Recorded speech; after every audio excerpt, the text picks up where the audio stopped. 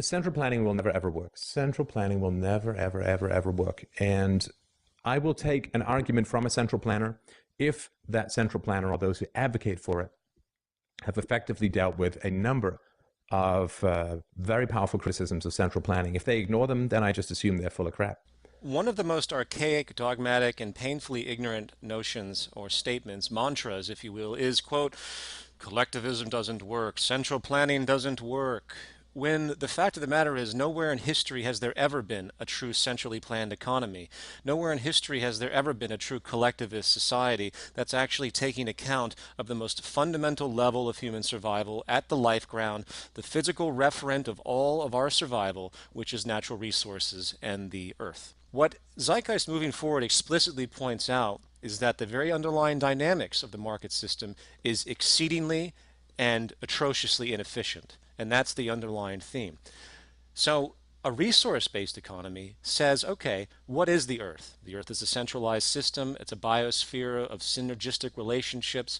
We live off of this biosphere, this Earth system of all of its resources and everything else. Therefore, what's the most efficient way to harness this? And the most efficient way to harness this is through a global system.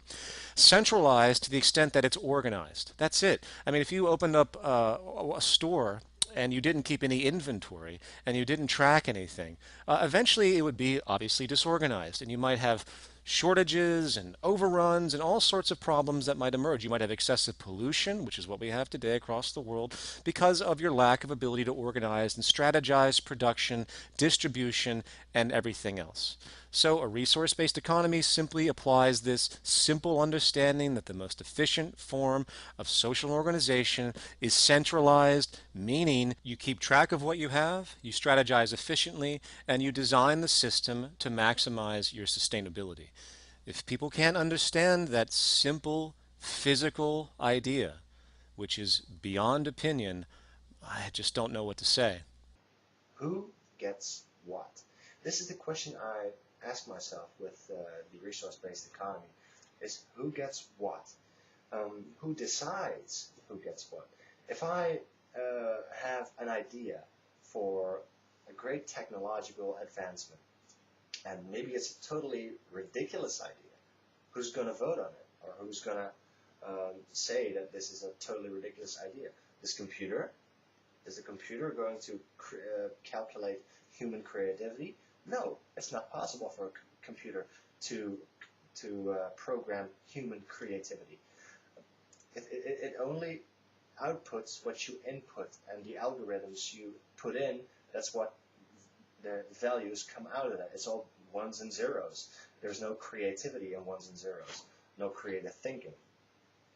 This is what a human mind is only capable of. So the system, the centralized planning, in a way you are trying to do it, is maybe even worse than what the communists did, and things like that. Because you have to use force every time somebody takes ownership of anything to take it back to the common good, or you have people voting on who gets what, and for maybe and not having the technological background in order to make that kind of judgment. So therefore, you create waste.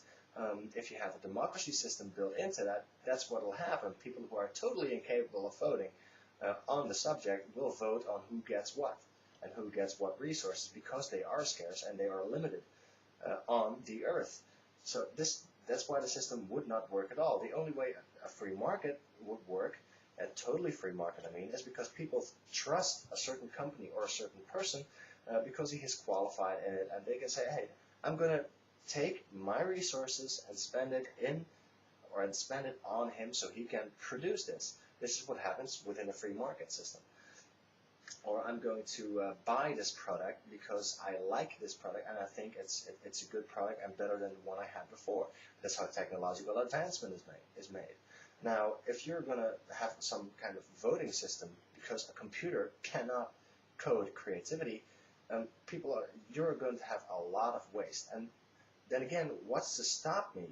If you don't have that kind of system, what's to stop me from taking absolutely all the resources that I need out of the centralized, computer database bank?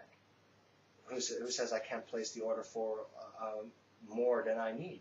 If there's no control over it, there is, well, maybe I need it, but maybe I don't. The computer can't calculate that. And other people have to decide if you get it or not. And it is common good, so who are they to decide over what is common good, whether it gets what of the common good or what? You know what I'm trying to say? If everybody owns everything or nobody owns anything, then somebody has to make the decision over those resources of the entire world, which would make them the ultimate king of the world, and then you have a status society.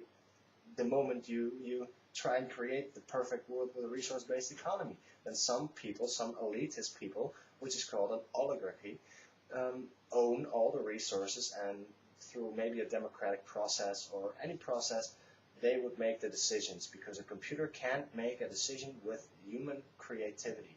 And that's a really, really, really big flaw within the resource-based economy. Prove me wrong, maybe. Maybe I'm talking total gibberish. Maybe I didn't prepare this. Like I said, I'm doing this on the fly.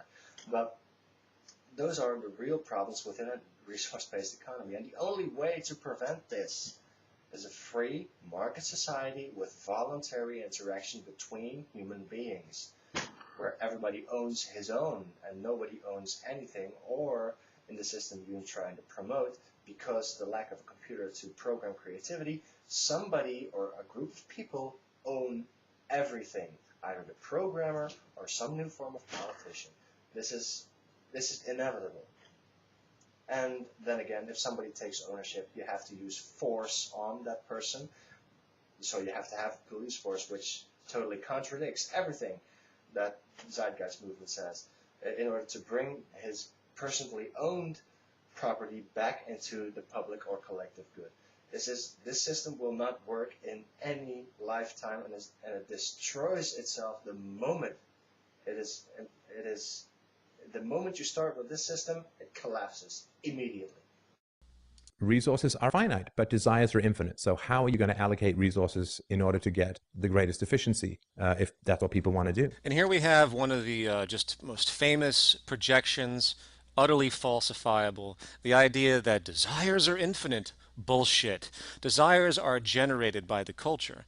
You don't go back and look at early societies that have been living in minimalistic contexts very happily, who have no materialistic concept, that don't even think about such things, and say that their desires are infinite. They relate their desires, aka their values, to the physical world that is around them.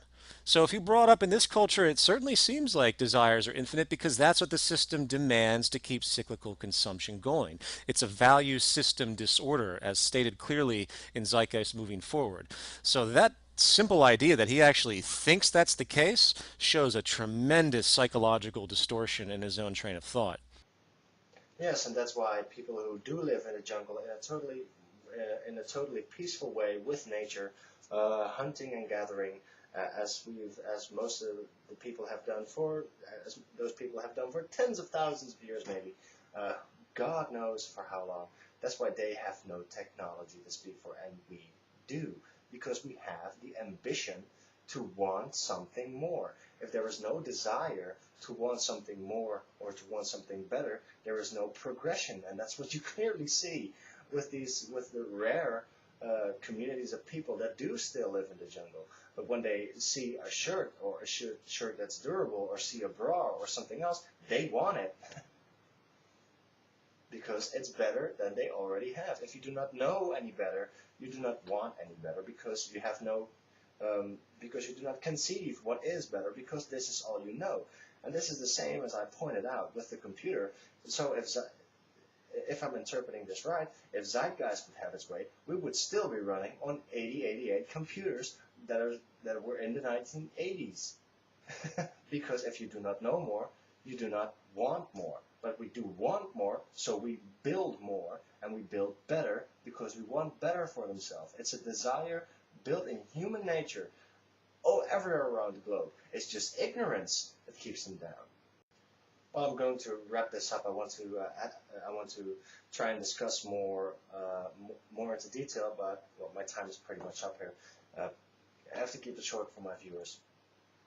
But anyway, Peter, no offense, but I'm not attacking you. I'm attacking the system you're proposing, and I think it will not work by the things I consider to hold in value, which is no slavery, which is no coercion. And the only way I see the Zeitgeist movement working is with a lot of coercion and a lot, well, not slavery maybe, but servitude to a computer system, which is unconceivable and immoral and impossible, in my opinion.